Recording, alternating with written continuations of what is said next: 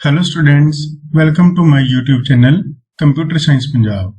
मैं हूं Vikas Kansal, computer faculty, government girls senior secondary school, Sunam, district Sangrur, Punjab. आज के इस लेक्चर में हम सी प्रोग्रामिंग से संबंधित प्रैक्टिकल सेशन की शुरुआत करेंगे। इस प्रैक्टिकल सेशन में हम उन सभी टॉपिक्स के बारे में प्रोग्राम के थ्रू प्रैक्टिकली आपको डे 1 से डे 5 तक के जो लेक्चर्स हमने बनाए थे उन सभी टॉपिक्स को डिस्कस करेंगे। आइए सबसे पहले देखते हैं कोड ब्लॉक्स, जिसमें हम अपने प्रैक्टिकल सेशन को कंटिन्यू करेंगे। उसे कैसे डाउनलोड करेंगे? सबसे पहले आप गूगल क्रोम या किसी भी वेब ब्राउजर को ओपन करें, उसमें अपनी कोड ब्लॉक्स डाउनलोड लिख के सर्च करना है। इसमें पहला ही लिंक डाउनलोड्स कोड ब्लॉक्स, इस लिंक पे क्लिक करें। यह लिंक आपको कोड ब्लॉक्स की साइट पर, ऑफिशियल वेबसाइट पर ले जाएगा। यहाँ पे आपने सबसे पहले डाउनलोड द बाइनरी रिलीज, इस लिंक पे क्लिक करना है। इसमें आपको विंडो, लाइनेक्स वगैरह अलग अलग ऑपरेटिंग सिस्टम के लिए जो कोड ब्लॉक्स के सॉफ्टवेयर हैं वो नजर आएंगी। यहाँ पे इस टाइम इस वीडियो को बनाते हुए लेटेस्ट कोड ब्लॉक वर्जन है जो 20.03 शो हो रहा है। इसमें आपने कोड ब्लॉक्स MingW सेटअप, आपने इस ऑप्शन को चूज करना है कोड ब्लॉक फाइल को डाउनलोड करने के लिए। इसकी राइट साइड पे आपको इसका डाउनलोड लिंक मिलेगा। आप इन दोनों लिंक्स में से किसी भी एक लिंक पर क्लिक करके इस सॉफ्टवेयर को डाउनलोड कर सकते हैं। जैसे मैंने इस लिंक पे क्लिक किया तो यह हमें डाउनलोड के लिए अगले पेज पर ले जाएगा। कोड ब्लॉक के इस वर्जन में आपको कोड ब्लॉक IDE के साथ साथ कंपाइलर भी मिलेगा। जैसे कि यहाँ पे आप देख पा रहे हैं, आप इस IDE की हेल्प से C, C++ and Fortran, in 3 programming languages के लिए सॉफ्टवेयर डाउनलोड कर सकते हैं। ये देखिए, ये डाउनलोड बॉक्स आ गया। इस डाउनलोड बॉक्स पे आपने स्टार्ट डाउनलोड पे क्लिक कर देना है। यह डाउनलोड होना शुरू हो गया। अप्रोक्सीमेटली 145 MB का सेटअप है यह। जब यह डाउनलोड हो जाए, जिस लोकेशन पे यह डाउनलोड हुआ है उस लोकेशन पे जाइए। दोस्तों, मैंने यह IDE पहले से ही डाउनलोड कर रखा है, इसलिए हम उस लोकेशन को ओपन करेंगे जहां पर यह डाउनलोड हुआ है। यहाँ पे आप देख पा रहे हैं कोड ब्लॉक्स 20.03 MingW सेटअप। अब हम इस सेटअप को डबल क्लिक करके ओपन करेंगे। यह सेटअप विजार्ड खुल गया। यहाँ पे आपने नेक्स्ट करना है, लाइसेंस एग्रीमेंट, आई एग्री। यहाँ पे आपने टूल्स कौन कौन से इंस्टॉल करने हैं, बाय डिफॉल्ट सभी पे क्लिक है, नेक्स्ट। यह वह लोकेशन है जहां पे आपका कोड ब्लॉक्स इंस्टॉल होगा। इंस्टॉल,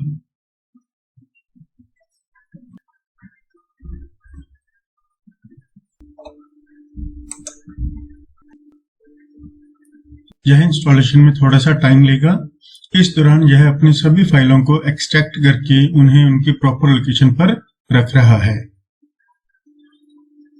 जब इंस्टॉलेशन पूरी हो जाएगी तब यहाँ पे नेक्स्ट नाम का बटन है जो वो हाईलाइट हो जाएगा आपको।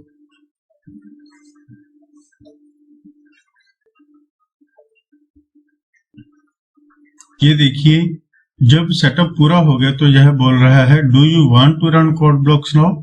क्या आप अभी कोड ब्लॉक्स को रन करना चाहते हैं? हम यहाँ पे यस पे क्लिक कर देंगे और यहाँ पे नेक्स्ट बटन भी हाईलाइट हो चुका है आपको। आप नेक्स्ट बटन पे क्लिक करके इसको फिनिश कर दीजिए। ये देखिए, कोड ब्लॉक्स आपकी स्क्रीन पे ओपन हो चुका है। बट यहाँ पे यह एनवायरनमेंट एरर, इसे GNU GCC कंपाइलर नहीं मिला। अगर यह एरर आपको शो हो रही है तो आपको एक छोटी सी सेटिंग इसके लिए और करनी पड़ेगी। आपने क्या करना है, इस कोड ब्लॉक के इंटरफेस में जो सेटिंग्स नाम का लास्ट सेकंड मेनू है उसमें कंपाइलर नाम की ऑप्शन है, उस पर क्लिक करें। यहां पे आपका GNU GCC कंपाइलर लिखा आना जरूरी है। अब यहाँ पे टूल चेन एग्जीक्यूटेबल्स, इसके नीचे ही एक टैब बना हुआ है, उस पे क्लिक करना है और यहाँ पे ऑटो डिटेक्ट नाम के बटन पर क्लिक कर देना है। ऑटो डिटेक्टेड इंस्टॉलेशन, इसने अपने आप उस लोकेशन को डिटेक्ट कर लिया जहां पे हमारा यह सॉफ्टवेयर इंस्टॉल हुआ है। तो उसके बाद ओके कर दें।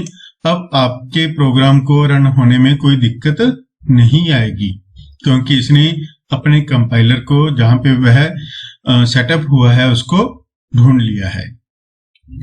आइए अब इस सॉफ्टवेयर को एक बार क्विट करके दोबारा से चलाते हैं। क्विट कर दिया, हम इस लोकेशन को भी ऑफ कर देते हैं। ये हमारा वेब पेज था, इसको भी हम अब क्लोज कर देते हैं।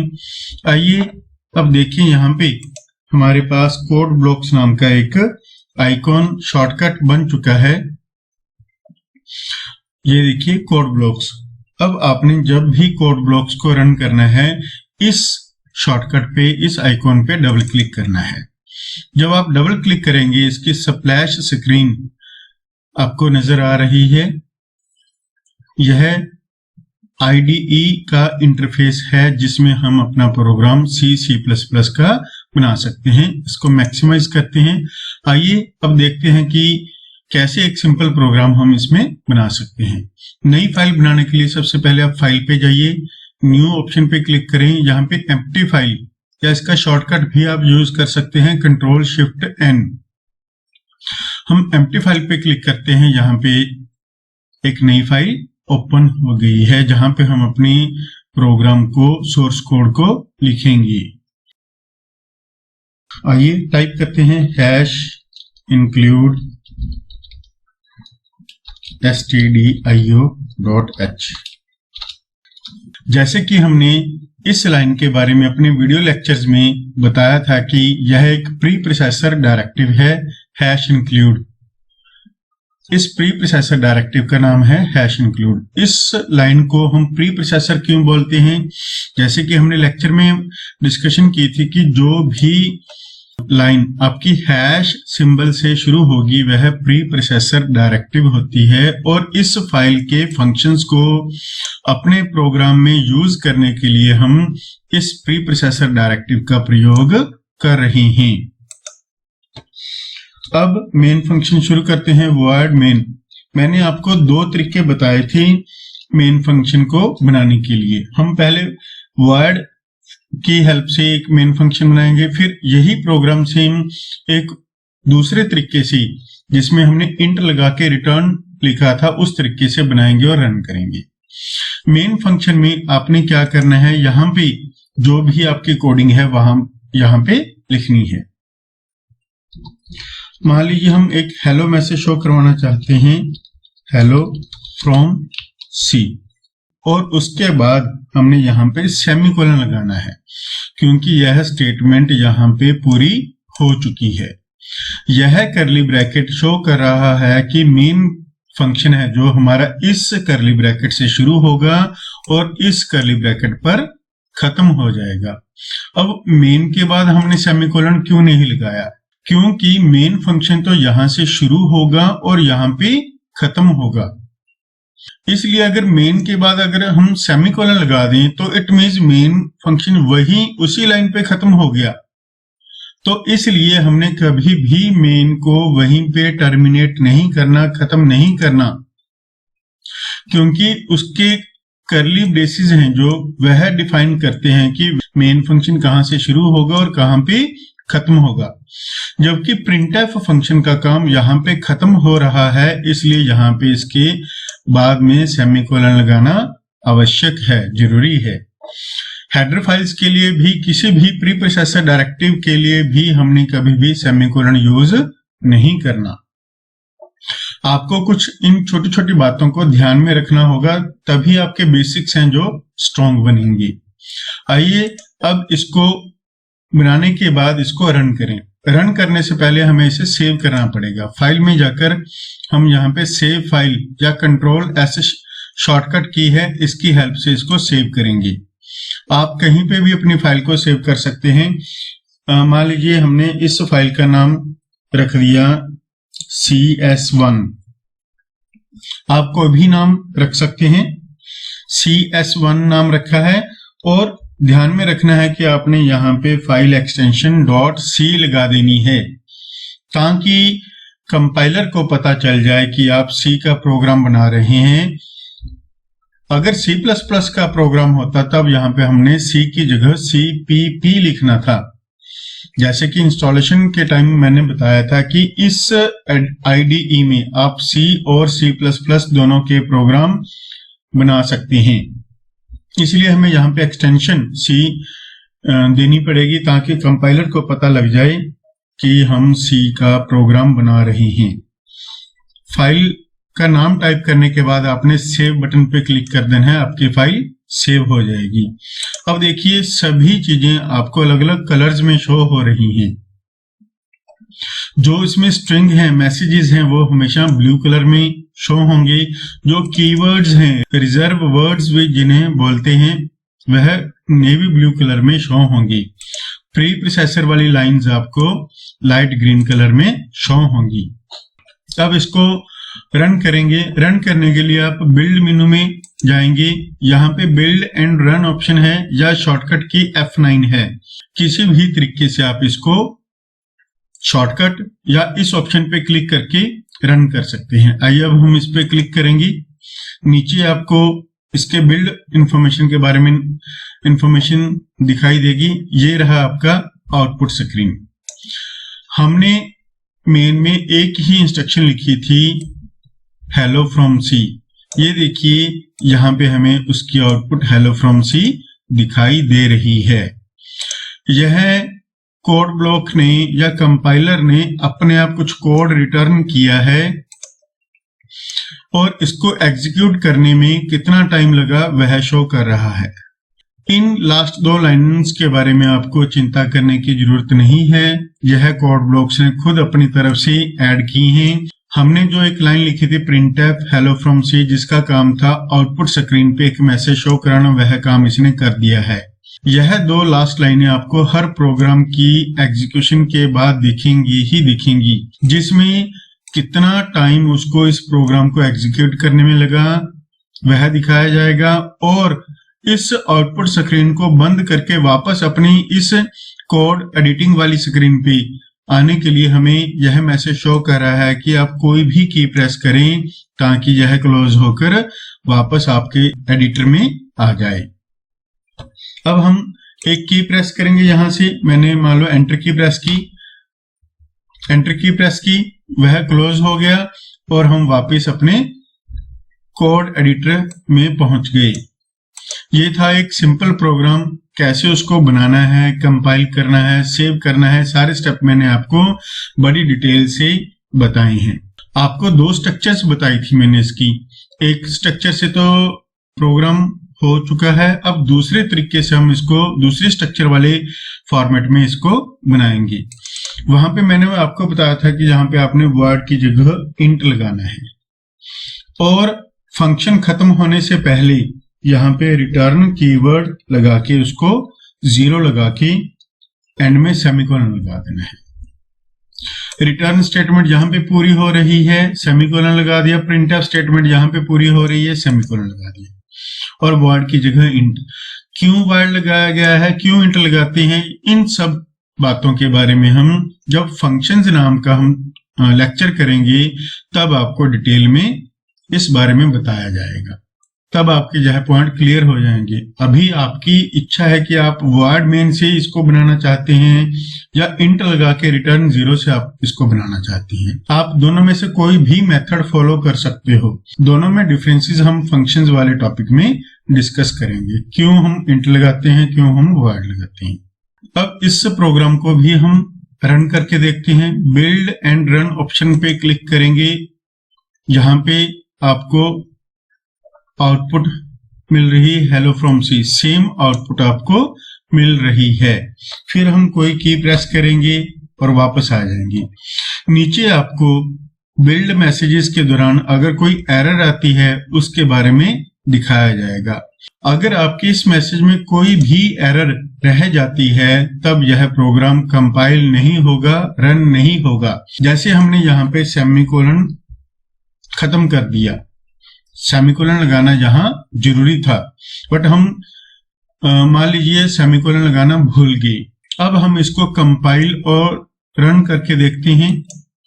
ये देखिए आपको नीचे एरर शो हो रही है, ये देखिए एरर शो हो रही है आपको। यह शो कर रहा है कि 4 नंबर लाइन में आपकी एरर है एक्सपेक्टेड सेमीकोलन। रिटर्न से पहले वाली लाइन में आपने सेमीकोलन नहीं लगाया। तो जो आपका बिल्ड मैसेजेस नाम का नीचे टैब दिया हुआ है वहां पे आपको आपके प्रोग्राम की एरर्स के बारे में दिखाया जाएगा। यहाँ पे शो कर रहा है कि एक एरर है, और यहाँ पे एडिटर में भी देखिए आपके पास एक रेड कलर का ब्लॉक लग गया 4 नंबर लाइन में रिटर्न से पहले, अर्थात यहाँ पर आपने सेमीकोलन नहीं लगाया, इस चीज की वह एरर शो कर रहा है। अब हम यहाँ पे सेमीकोलन लगाएंगे तब वह एरर दोबारा से बिल्ड करने पर खत्म हो जाएगी। अलग अलग तरह की एरर के टाइम पर यह अलग अलग तरह के एरर मैसेजेस शो करता है। आइए अब इसको हम दोबारा से बिल्ड एंड रन करके देखते हैं। अब यह सही चल पड़ेगा, यहाँ पे कोई भी एरर मैसेज भी आपको नहीं शो हुआ। अब ये देखिए आपकी आउटपुट आ गई। यहाँ पे एंटर की प्रेस करेंगी और वापस हमारे एडिटर पर आ जाएंगी। दोस्तों यह पूरी स्क्रीन जो आपको दिखाई दे रही है कोड ब्लॉक्स की, यह IDE कहलाता है। IDE का मतलब मैंने आपको बताया था कि इंटीग्रेटेड डेवलपमेंट एनवायरनमेंट होता है, अर्थात एक ऐसा एनवायरनमेंट जहां पे आपको प्रोग्राम बनाने की हर तरह की सुविधा, हर तरह के टूल अवेलेबल होते हैं। यहीं पे आपको एडिटर मिला, यहीं पे आपको कंपाइलर मिला, यहीं पे आपको आउटपुट मिली, तो सब यहाँ पे ही आप डिबगिंग एरर वगैरह जो भी है चेक कर सकते हैं, उसको ठीक कर सकते हैं। तो हर तरह का टूल आपके प्रोग्राम को बनाने के लिए एक ही जगह पर जब अवेलेबल होता है तो उसको IDE बोला जाता है। आइए अब हम कुछ और प्रोग्राम बनाएं जिससे आपके और कंसेप्ट हैं जो क्लियर हो जाएं। अब हम एक नई फाइल बनाएंगे। पहले इस फाइल को सेव कर दें, हम फाइल में जाकर सेव कर दें, या फिर यहाँ पे सेव का आइकॉन है यहाँ पे क्लिक कर दें, या Ctrl+S शॉर्टकट, जैसे भी आपको ठीक लगे आप फाइल को सेव कर सकते हैं। फाइल न्यू बनाने के लिए यहाँ पे भी फाइल में जाकर न्यू ऑप्शन है, या यहाँ पे टूल बार है जो वहां से भी आप डायरेक्टली फाइल को बना सकते हैं। यहाँ पे हम एम्प्टी फाइल को बनाएंगे। ये देखिए एक नया टैब ओपन हो गया यहाँ पे, जहां आप नई फाइल बना सकते हो। अगर पहले वाली फाइल पे वापस जाना चाहते हैं तो आप वहां पे क्लिक करके वापस पहले वाली फाइल पे जा सकते हैं। अब यहाँ पे हम फिर again #include stdio.h void main function लिखेंगे, कर्ली ब्रैकेट शुरू। दोस्तों हम जो अपने मेन फंक्शन के प्रोग्राम है, सिंपल प्रोग्राम है, वो हम void टाइप से ही बनाएंगे। printf hello students, एंड में सेमीकोलन लगाना मत भूलना। और जो मैसेज आप शो कर रहे हो वह आपने हमेशा डबल कॉमास में ही, डबल इन्वर्टेड कॉमास में ही लगाना है, और printf फंक्शन के गोल ब्रैकेट शुरू और बंद करने नहीं भूलनी। मेन फंक्शन के भी आपने गोल ब्रैकेट ध्यान से करके लगाने हैं। उसके कर्ली ब्रैकेट शो करता है कि यह मेन फंक्शन यहाँ से बिगिन हो रहा है, यहाँ पे एंड हो रहा है। आइए अब एक और printf स्टेटमेंट यूज करते हैं अगली लाइन में, जहां पे हम C के बारे में कुछ लिखेंगे। C is a middle level programming language, and में सेमीकोलन। अब यहाँ पे हमने 2 इंस्ट्रक्शंस दी हैं कंप्यूटर को। दोनों इंस्ट्रक्शंस मॉनिटर स्क्रीन पे या आउटपुट स्क्रीन पे मैसेज शो करवाने के लिए प्रयोग की गई हैं। पहली printf ने आपके आउटपुट स्क्रीन पे हेलो स्टूडेंट्स शो करवाना है, जबकि दूसरी printf ने C is a middle level programming language message को डिस्प्ले कराना है। आइए अब इसको सेव करते हैं। यही शॉर्टकट से हम टूल बार से हम इसको सेव करेंगे। सेव पे क्लिक किया, यहाँ पे हमने फाइल का नाम दे दिया cs2.c लगाना जरूरी है। सेव पे क्लिक करें। अब आपकी यह फाइल सेव हो चुकी है। इस पे अब आपने बिल्ड करना है, रन करना है। बिल्ड एंड रन एक साथ में हम प्रेस करेंगे। ये देखिए इसकी आउटपुट। दोस्तों जैसे कि आप यहाँ पे देख रहे हो, आपकी दोनों प्रिंटफ का काम एक ही लाइन में शो हो रहा है। हेलो स्टूडेंट शो करने के बाद अगला काम भी उसने उसी लाइन में ही करवा दिया। दोनों काम एक लाइन में। क्यों? क्योंकि हमने उसे कोई इंस्ट्रक्शन नहीं दी कि वह लाइन चेंज करे। लाइन को चेंज करने के लिए हमें प्रिंटफ में एक स्पेशल सिंबल जिसको /n बोला था न्यू लाइन के लिए, जैसे हमने अपने वीडियो लेक्चर्स में किया था, वह लगाना पड़ेगा। आइए अब इस स्क्रीन को बंद करें कोई भी की प्रेस करके। तो जहां पे आप लाइन चेंज करवाना चाहते हैं वहां पे आपने क्या लिखना है /n। जैसे हम चाहते हैं कि C से पहले लाइन चेंज हो जाए तो यहाँ पे हम क्या लिखेंगे /n। /n को एस्केप सीक्वेंस कैरेक्टर भी बोला जाता है, क्योंकि यह नॉर्मल सीक्वेंस से एस्केप होकर एक स्पेशल काम करता है। क्या काम करता है? न्यू लाइन का।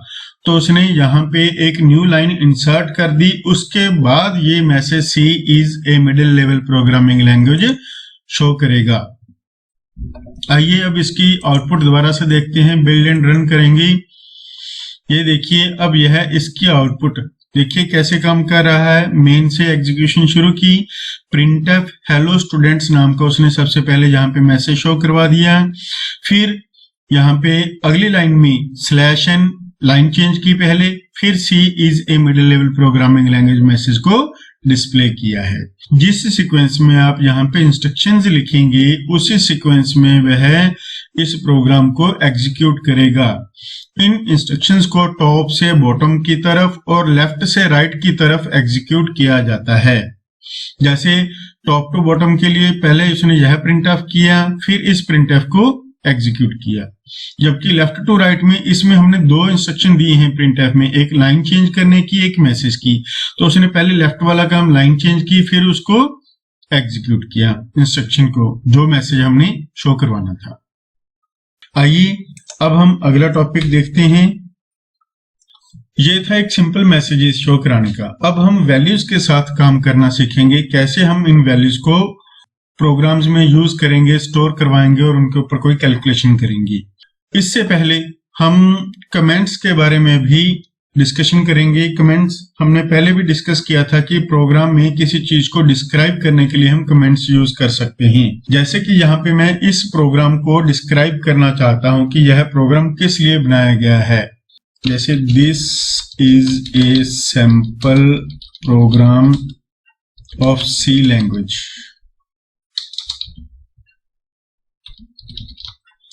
दोस्तों यह कोई इंस्ट्रक्शन तो है नहीं, तो जब हम इसको कंपाइल करेंगे, जैसे यहाँ पे देखते हैं बिल्ड एंड रन करेंगे, तो यह इस लाइन पे एरर शो करेगा, क्योंकि यह किसी इंस्ट्रक्शन का पार्ट नहीं है और ना ही कोई मैसेज है जो प्रिंटफ में लिखा हुआ हो।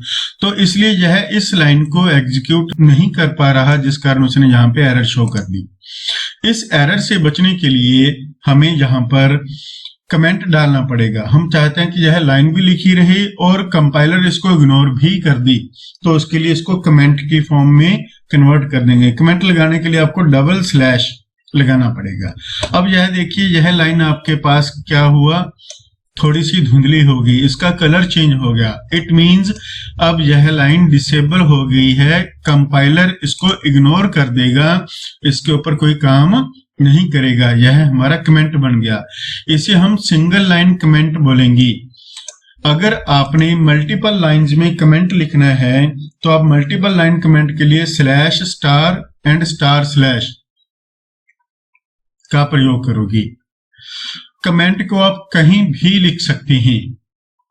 प्रोग्राम में। जैसे हम यहाँ पे लिखना चाहते हैं कि यह कर्ली ब्रैकेट किस लिए शो करता है, बिगनिंग ऑफ मेन फंक्शन को, तो यहाँ पे आप थोड़ी सी स्पेस डाल के यहाँ पे लिख दो, कमेंट डाल के, it is the beginning of main function, beginning of main function. उसी तरह से लास्ट कर्ली ब्रैकेट क्या शो कर रहा है, end of main function, it is the end of main function. इस तरह से हम लाइन प्रोग्राम में कहीं भी जरूरत के अनुसार किसी भी चीज को डिस्क्राइब करने के लिए कमेंट्स का प्रयोग कर सकते हैं। अगर मल्टीलाइन कमेंट्स लिखना है तो उसकी भी एक एग्जांपल कर लेते हैं। स्लैश स्टार लगाया, this is an example of multi-line comment. This comment spans many lines in the program. जैसे हमने 3-4 लाइनों में इस कमेंट को लिख लिया, तो यह कंटिन्यू चल रहा है कमेंट जब तक हम उसको बंद नहीं करेंगे। इस पॉइंट पे आकर हम अगर कमेंट को बंद करना चाहते हैं तो यहाँ पे स्टार स्लैश लगा दें। अब आपका यह कमेंट यहाँ पे पूरा हो गया। यह मल्टीपल लाइंस के लिए कमेंट है, यह सिंगल लाइन के लिए है। तो कमेंट्स को कभी भी कंपाइलर है जो एग्जीक्यूट नहीं करेगा, उसको इग्नोर कर देगा। वो सिर्फ प्रोग्राम में किसी चीज को डिस्क्राइब करने के लिए मेनली यूज किए जाते हैं। अब इसको हम दोबारा से अगर बिल्ड एंड रन करेंगे तो जो एरर आई थी वो खत्म हो जाएगी और हमारे पास सिंपल वैसे ही आउटपुट आ गई जैसे पहले आई थी। एंटर की, वापिस आ गई। ये था एक सिंपल प्रोग्राम जिसमें हमने कमेंट्स लगाना सीखा है, लाइन चेंज करके कैसे मैसेज अलग अलग लाइंस में डिस्प्ले कराने हैं। आइए अब हम एक नया प्रोग्राम बनाते हैं जिसमें हम वैल्यूज के साथ काम करना सीखेंगे। इस फाइल को सेव किया, न्यू फाइल पे क्लिक करके एम्प्टी फाइल ओपन की। यहाँ पे सेम पहले की तरह पहले include stdio.h void main printf। इसमें हम अभी फिलहाल printf यूज नहीं करेंगे, हम यहाँ पे कुछ वैल्यूज के साथ काम करना चाहते हैं। यहाँ पे अब हम डाटा टाइप्स का डिस्कशन करेंगे और जो लास्ट हमने जो लेक्चर किया जिसमें हमने ऑपरेटर्स एंड एक्सप्रेशंस के बारे में डिस्कशन किया है, इन लास्ट 2 प्रीवियस लेक्चर्स के साथ हम जो टॉपिक्स हैं वो डिस्कस करेंगे। सबसे पहले डाटा टाइप्स, आपको जैसे बताया गया है वीडियो लेक्चर्स में। दोस्तों अगर आपने मेरे वीडियो लेक्चर्स नहीं देखे तो मैं आपको यही रिकमेंड करूंगा कि आप पहले डे 1 से लेकर डे 5 तक की जो वीडियो लेक्चर्स हैं उनको ध्यान से देखें, उसके बाद आप इस प्रैक्टिकल सेशन में आए तो आपको ज्यादा बेटर समझ आएगा। तो यहाँ पे हम डाटा टाइप्स के बारे में बात करें। मान लीजिए अब आपने 2 इंटीजर वैल्यूज स्टोर करवानी है, उनके ऊपर सम करना है, तो उसको प्रोग्राम में कैसे यूज करेंगे, आइए उसके बारे में डिस्कशन करते हैं। अब इंटीजर वैल्यूज के लिए हम कौन सी डाटा टाइप यूज करेंगे, जैसे हमने लेक्चर में देखा था इंट डाटा टाइप। और उन वैल्यूज को नाम क्या देंगे, मान लीजिए हम उन वैल्यूज को नाम देना चाहते हैं a, b, c। अब 3 वेरिएबल्स, ये चीज क्या हुई, यहाँ पे हमने क्या किया है, वेरिएबल्स को डिक्लेयर किया है। कितने वेरिएबल्स डिक्लेयर किए हैं, 3, एक का नाम a, एक का नाम b, एक का नाम c। इन तीनों वेरिएबल्स में कौन सा डाटा स्टोर होगा, इंटीजर टाइप का। और यहाँ पे हमारी कमांड पूरी होगी तो यहाँ पे सेमीकोलन। इस लाइन को क्या बोलेंगे हम, वेरिएबल डिक्लेरेशन। इसको कमेंट में डाल के भी लिख सकते हैं, वेरिएबल डिक्लेरेशन। एंटर। अभी हमने 2 वैल्यूज को स्टोर करना है और उनका रिजल्ट तीसरे में स्टोर करवाना है, इसलिए हमने यहाँ पे 3 वेरिएबल्स डिक्लेयर किए हैं। सबसे पहले a की वैल्यू मान लीजिए हम 56 लेते हैं, फिर b की वैल्यूज 57 ले ली। वेरिएबल्स क्यों डिक्लेयर किए हैं हमने, जैसा कि लेक्चर में बताया गया था कि अगर आपने वैल्यूज के साथ काम करना है, वैल्यूज को स्टोर कराना है मेमोरी में, तो उसके लिए आपको वेरिएबल्स डिक्लेयर करने पड़ेंगे। तो वेरिएबल डिक्लेरेशन से मेमोरी में उतने ब्लॉक बन जाते हैं उस टाइप के जो हमने यहाँ पे मेंशन की है। जिससे हम उस टाइप का डाटा उन लोकेशन में स्टोर करवा सकते हैं। आइए इन दो वैल्यूज को स्टोर कराने के उपरांत हम सी में इन दोनों का टोटल कैसे स्टोर करवाएंगे वो देखते हैं। C equal to a plus b semicolon printf. अब इसका मैसेज शो करवाएंगे, सी की वैल्यू शो करवाएंगे। सी की वैल्यू शो करवाने के लिए हमने %d कोड बताया था आपको यूज होता है।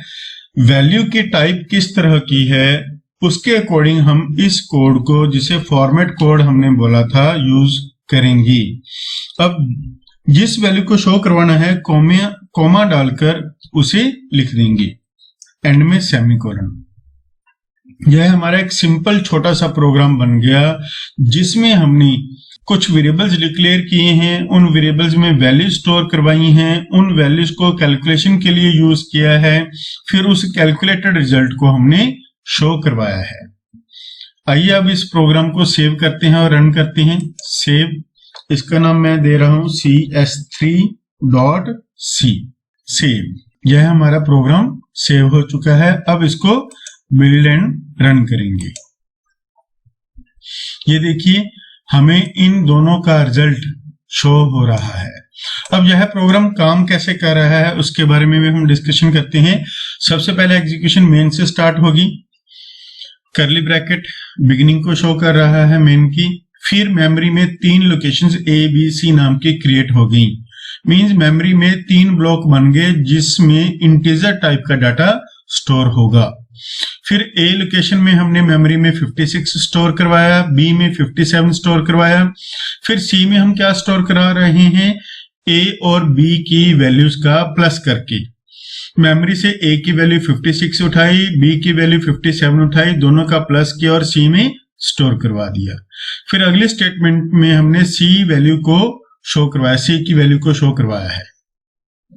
जैसे कि वीडियो लेक्चर में मैंने आपको बताया था आउटपुट स्टेटमेंट के अंदर कि किसी भी वैल्यू को शो करवाने के लिए उसके फॉर्मेट कोड को प्रयोग किया जाता है। और फॉर्मेट कोड है जो उस वेरिएबल की डाटा टाइप पे डिपेंड करता है कि कौन सा यूज होगा। इंटीजर के लिए मैंने आपको %d बताया था, इसलिए हमने यहाँ पे %d का प्रयोग किया है। तो यहाँ पे सिंपल वैल्यू 113 शो हो रही है। आइए अब वापस चलते हैं एडिटर पे। दोस्तों आइए अब इन में जो हमने चीजें यूज की हैं उनके बारे में हम कुछ डिस्कशन करते हैं। यहाँ पे हमने 2 कीवर्ड्स void और int का प्रयोग किया है। ये दोनों ही क्या है, कीवर्ड्स हैं जो कि टोकन की एक प्रकार है। और यहाँ पे हम कुछ आइडेंटिफायर, मेन फंक्शन का नाम है, ABC वेरिएबल्स का नाम है, printf फिर फंक्शन का नाम है। ये सभी नाम क्या है, आइडेंटिफायर, जो दूसरा टोकन है। तीसरा टोकन लिटरल, जैसे 56 या 57 हम यहाँ पे यूज कर रहे हैं, तो ये दोनों क्या है, यहाँ पे लिटरल्स हैं, फिक्स्ड वैल्यूज हैं जिनको हम प्रोग्राम में डाटा के तौर पर वेरिएबल्स में स्टोर करवा कर यूज कर रहे हैं। फिर यहाँ पे प्लस, कोमा, इक्वल टू, जैसे असाइनमेंट ऑपरेटर बोला गया है सी में, उन सब का प्रयोग कर रहे हैं। तीसरी चीज थी लिटरल। फोर्थ चीज है हमारी ऑपरेटर्स।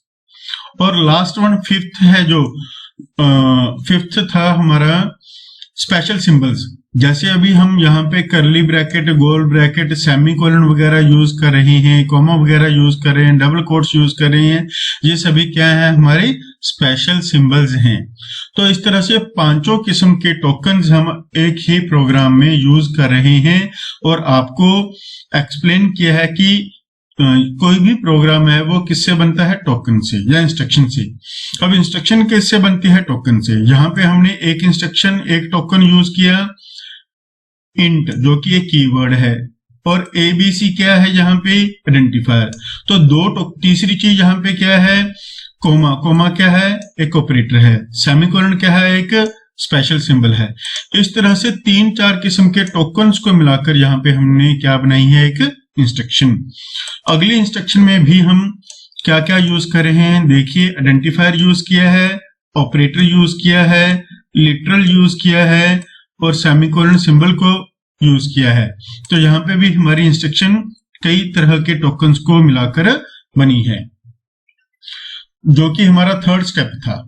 थर्ड स्टेप, जैसे पहला स्टेप कैरेक्टर्स सेट के बारे में जानकारी था, दूसरा टोकन्स के बारे में। हमने 5 किस्म के टोकन किए थे, वो पांचों किस्म के टोकन हम इस प्रोग्राम में प्रयोग कर रहे हैं।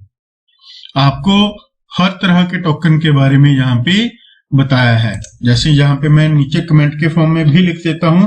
सबसे पहला टोकन क्या था हमने, आइडेंटिफायर्स।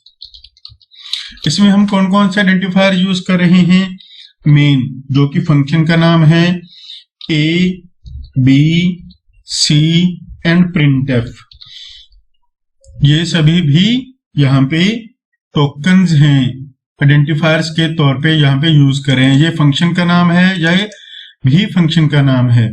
मेन और प्रिंटफ दोनों फंक्शन के नाम हैं, जबकि ए बी एंड सी ये तीनों ही वेरिएबल्स के नाम हैं। पहला टोकन था ये हमारा। दूसरा टोकन हम कीवर्ड्स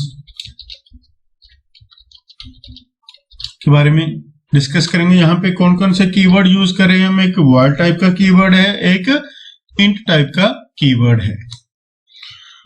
तीसरा है लिटरल्स। लिटरल्स वैल्यूज होती हैं जो हम प्रोग्राम में यूज कर रहे हैं, जैसे 56 एंड 57। उसके बाद अगला टोकन हम जो यूज कर रहे हैं, ऑपरेटर्स। अब कौन कौन से ऑपरेटर यूज कर रहे हैं, असाइनमेंट ऑपरेटर, जैसे प्लस ऑपरेटर है, कोमा ऑपरेटर है। ये कुछ ऑपरेटर्स हैं जिनका प्रयोग हम इस प्रोग्राम में कर रहे हैं। और उसके बाद है स्पेशल कैरेक्टर्स या सिंबल्स। स्पेशल कैरेक्टर्स में हमने यहाँ पे एक तो गोल ब्रैकेट को यूज किया है, एक कर्ली ब्रैकेट को यूज किया है, एक सेमीकोलन को यूज किया है और डबल कोट्स हम यूज कर रहे हैं। ये सभी क्या है, स्पेशल कैरेक्टर्स हैं, जो 5th टाइप का टोकन था। तो यह हमारा सेकंड लेक्चर था जिसमें हमने इन पांचों किस्मों के टोकन्स के बारे में जानकारी हासिल की थी। उन सभी टोकन्स को हम इस प्रोग्राम में यूज कर रहे हैं। तो टोकन्स वर्ड्स या पंक्चुएशन मार्क्स की तरह होते हैं जिनका प्रयोग हम प्रोग्राम बनाने के लिए करते हैं। इन टोकन से मिलाकर हमने इंस्ट्रक्शंस बनाई। यह पहली इंस्ट्रक्शन, यह अगली इंस्ट्रक्शन, फिर अगली इंस्ट्रक्शन, फिर यह अगली इंस्ट्रक्शन। इस इंस्ट्रक्शन को हम एक्सप्रेशन बोलेंगे। कौन सी एक्सप्रेशन है, अरिथमेटिक एक्सप्रेशन, क्योंकि इसमें हम अरिथमेटिक ऑपरेटर का प्रयोग कर रहे हैं। तो इस तरह से हमने काफी कुछ जो हमने पिछले 5 लेक्चर्स में किया है उनके बारे में काफी डिटेल से जानकारी हासिल की है। उसी तरह से आप और प्रोग्राम और ऑपरेटिंग एक्सप्रेशन में यूज करना सीख सकते हो। आइए अब इस प्रोग्राम को सेव करते हैं और अगला प्रोग्राम बनाते हैं, फाइल न्यू एम्प्टी फाइल। यहाँ पे फिर हम #include stdio.h यूज करते हैं, void main यूज करेंगे। यहाँ पे अब हम फ्लोट टाइप की वैल्यूज पे काम करेंगे, फ्लोट a, b।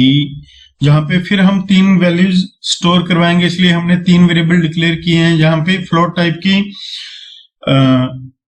a में वैल्यू स्टोर करानी है, मान लीजिए 4.5 सेमीकोलन, b में वैल्यू स्टोर करानी है 2.3 semicolon, c equal to a plus b semicolon. यहाँ पे हम प्लस की जगह सब्ट्रैक्शन का प्रयोग कर रहे हैं। प्रिंटफ परसेंट, यहाँ पे क्या लगाएंगे अब हम, %f। क्यों, क्योंकि हमने जो c की वैल्यू शो करवानी है उसकी डाटा टाइप कौन सी है, फ्लोट है। उसके बाद यहाँ पे सेमीकोलन। अब इस प्रोग्राम को सेव करेंगे।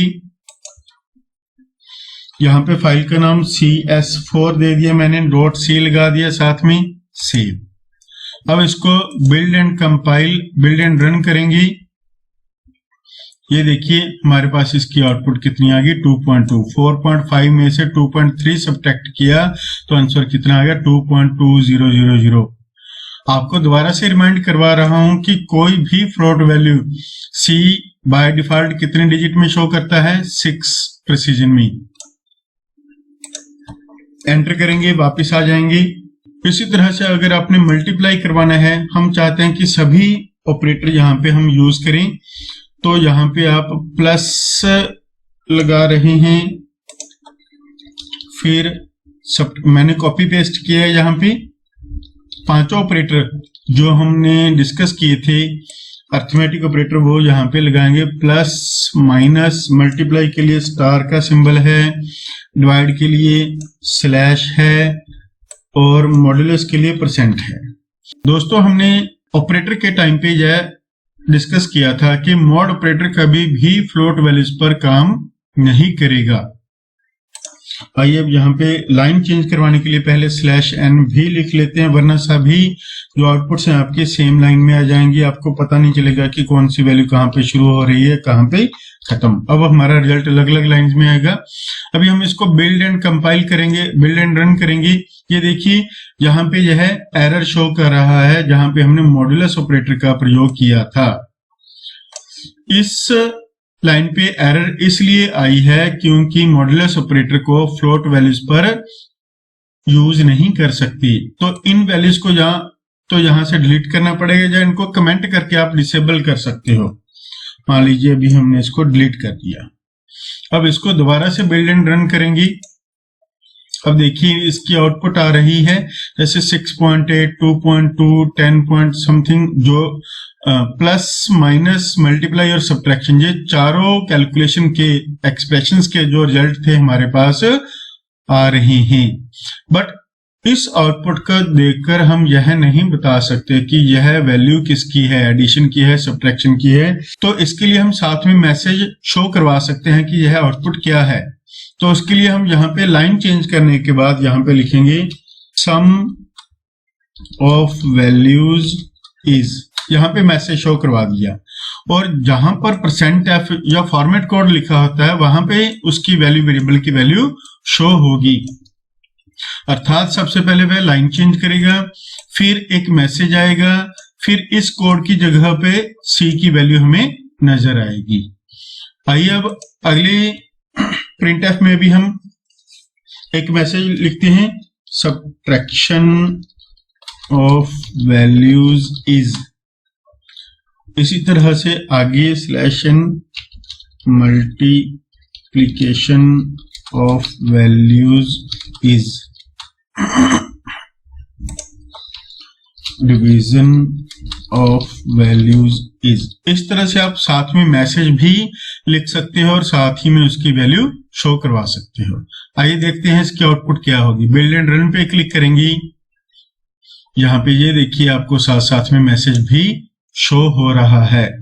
सम ऑफ वैल्यू 6.8 पहली का रिजल्ट, फिर सब्ट्रैक्शन का रिजल्ट, फिर मल्टीप्लिकेशन का, फिर डिवीजन का। उसके बाद हमारा प्रोग्राम पूरा हो गया, उससे बाहर आ गया। इस तरह से आप वैल्यूज के साथ साथ मैसेजेस को भी डिस्प्ले करवा सकते हैं। एंटर। बट जितने बार भी आप इस प्रोग्राम को एग्जीक्यूट करेंगे, हर बार उसने इन्हीं दो फिक्स वैल्यूज का रिजल्ट शो करवाना है, या आपको बार बार यहाँ पे वैल्यूज चेंज करनी पड़ेगी अगर आप किसी और वैल्यूज के ऊपर ये कैलकुलेशंस करवाना चाहते हैं। बट हम चाहते हैं कि यहाँ पे यूजर को फ्लेक्सिबिलिटी दें कि यूजर वही आउटपुट स्क्रीन पे मैसेज के अकॉर्डिंग इनपुट करे, वैल्यूज को मैसेज के अकॉर्डिंग इनपुट करे। उसके लिए हम इस वैल्यू को यहाँ पे स्टोर करने की जगह वहीं पे यूजर से इनपुट करवाएंगे। उसके लिए हमें क्या यूज करना पड़ेगा, वैल्यूज को इनपुट करवाने के लिए स्कैनएफ फंक्शन। जैसे कि हमने वीडियो लेक्चर में देखा था कि स्कैनएफ की हेल्प से आप यूजर से आउटपुट स्क्रीन पर ही कीबोर्ड की हेल्प से वैल्यूज एंटर करवा सकते हैं। इस प्रोग्राम में कौन चेंजेस कर सकता है? जो प्रोग्रामर है, जिसको इसकी नॉलेज है। बट आपने इस बात को ध्यान में रखना है कि आपने प्रोग्राम किसके लिए बनाने सीखने हैं, आम कस्टमर के लिए, यूजर के लिए। तो आपने उसको ध्यान में रखना है जिसके लिए आप प्रोग्राम बना रहे हो, क्योंकि जो यूजर होगा, आम यूजर होगा, उसको तो पता नहीं होगा कि कैसे प्रोग्राम खोलना है, उसमें कैसे चेंजेस करनी है। तो आपने उसको स्क्रीन पे क्या कुछ प्रोवाइड करना है, उस चीज को ध्यान में रख के आपने यहाँ पे जो कोडिंग है वो करनी है। आप चाहते हो कि उसकी स्क्रीन पे एक मैसेज आए, एंटर फर्स्ट वैल्यू, उसके अकॉर्डिंग वह एक वैल्यू इनपुट करवाए। जो ए में स्टोर हो। फिर मैसेज आए एंटर सेकंड वैल्यू, उसके अकॉर्डिंग मैसेज के अकॉर्डिंग वो दूसरी वैल्यू इनपुट करे जो बी में स्टोर हो। तो उसके लिए अब देखेंगे यहाँ पे काम कैसे करेंगे। यहाँ पे हमने स्टेटमेंट लिखनी है printf enter first value semicolon, फिर स्कैनएफ में अपने सिंटैक्स याद रखना है कि फॉर्मेट कोड जो वैल्यू इनपुट करवानी है उसके अकॉर्डिंग %d आ गया, किसकी वैल्यू इनपुट करवानी है ए की, तो एंड की निशानी लगानी नहीं भूलनी है आपने, उसके साथ वेरिएबल का नाम ए लिखना है जिसमें आपने वैल्यू स्टोर करवानी है। स्कैनएफ फंक्शन आउटपुट स्क्रीन पर यूजर से कीबोर्ड के थ्रू वैल्यू इनपुट करवाने की डिमांड करेगा और वह कीबोर्ड से वैल्यू लेकर यूजर से वैल्यू लेकर इस ए के मेमोरी एड्रेस पर, एंड की निशानी मेमोरी में ए के एड्रेस को रिप्रेजेंट करती है, ए के मेमोरी एड्रेस पर उस वैल्यू को स्टोर कर देगा। यहाँ पे जो है इंस्ट्रक्शन पूरी हो चुकी है, सेमीकोलन। अब इसकी जरूरत नहीं है क्योंकि हमने वैल्यू कहां से ले ली, स्कैनएफ के थ्रू यूजर से इनपुट करवा ली, इसलिए इस लाइन को अभी हम डिलीट कर देंगे। सेम वैसे ही हम बी वैल्यू के लिए भी यूजर से वैल्यू की डिमांड करेंगे।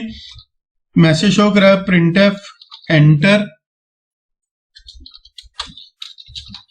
सेकंड वैल्यू सेमीकोलन, फिर स्कैनएफ।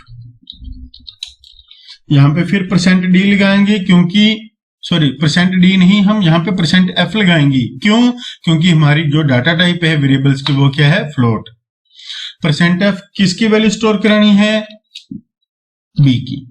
तो स्कैनएफ ने यूजर से वैल्यू गेट की और वह वैल्यू किस में स्टोर करवा देनी है, बी में, तो हमें इस लाइन की भी जरूरत नहीं पड़ेगी। तो जो वैल्यूज हमने यहाँ पे फिक्स दी थी अब उनको हम आउटपुट स्क्रीन पे यूजर से गेट करवाएंगे और उनको इन वेरिएबल्स में स्टोर करवाएंगे।